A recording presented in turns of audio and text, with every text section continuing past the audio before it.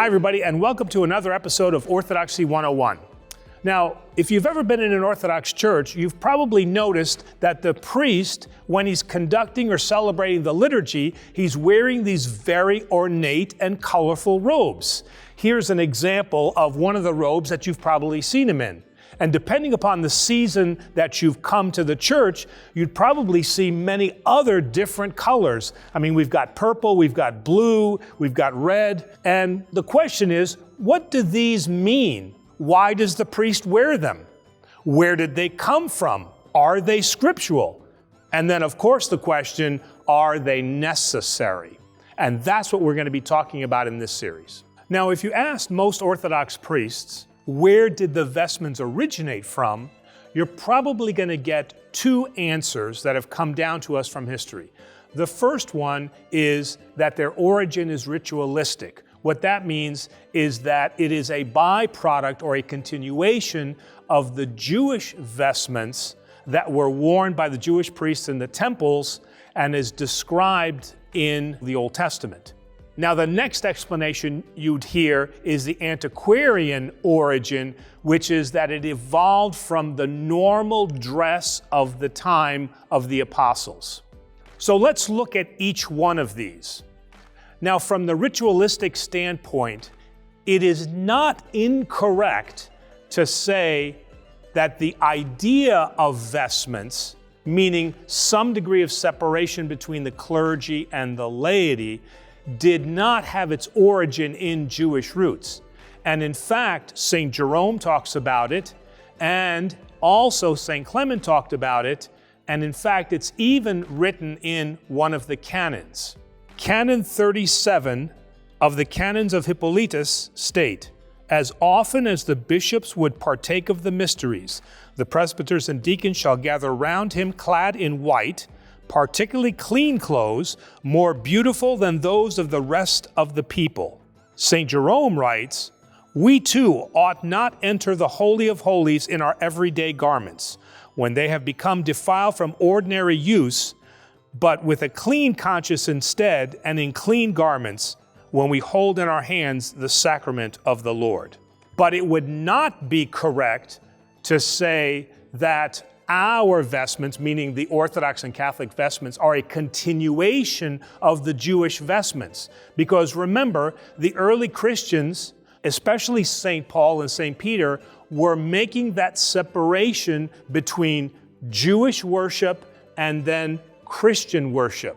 So they wanted to now make this, I don't want to say clean break, but they didn't want to have the association that these are just extensions of temple garments.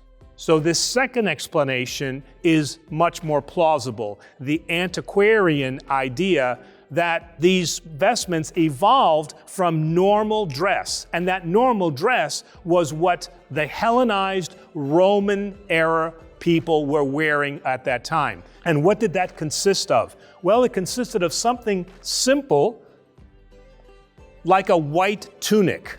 And you heard me also mention that in the canon. And so this is what the normal average Roman citizen would be wearing. And so the apostles started with this.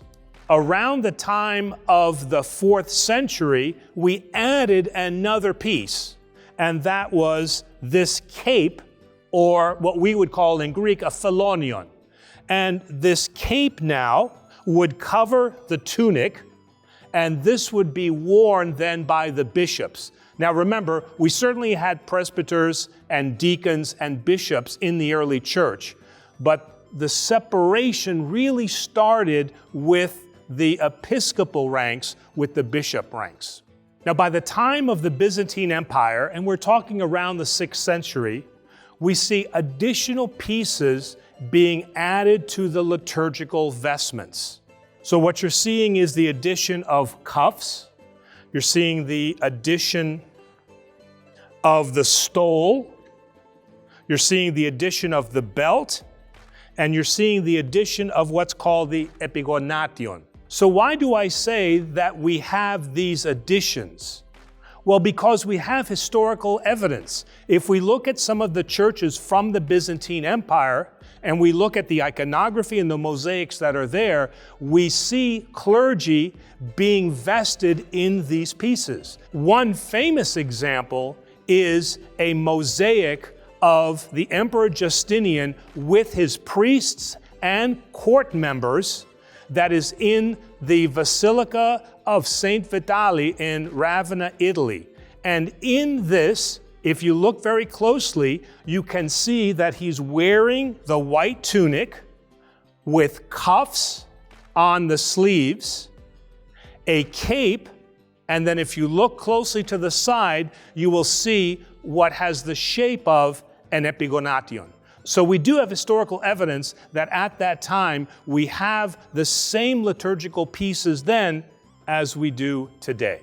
Now, when many people outside the church see Orthodox priests vested in these very elaborate and flowing robes, there is a tendency to think that they're showing off, that we're showing that we're better than the Protestants, that it's all about the robes and the glamour. But actually, this question of excess was answered by the early church during the Middle Ages.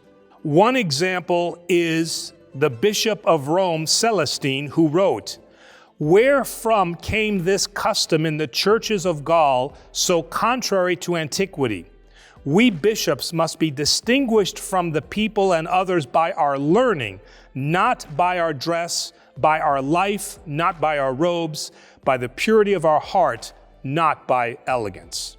Now, each piece of the liturgical vestments has a tradition and a symbology that is attached to it, and we'll talk about that in future videos.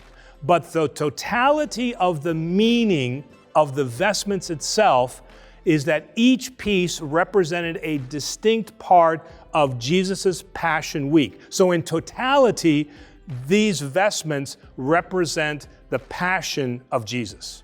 So going back to the original question, are vestments necessary? Well, that's a little bit difficult question to answer. So what we're going to do in future videos is we're going to look at the evolution and the meaning of each one of these vestments. And maybe a good place to start that would be to look at the definition of the word itself. So in Greek, vestment is amphia. And amphia comes from the Greek verb amphionimi. And this means to clothe oneself.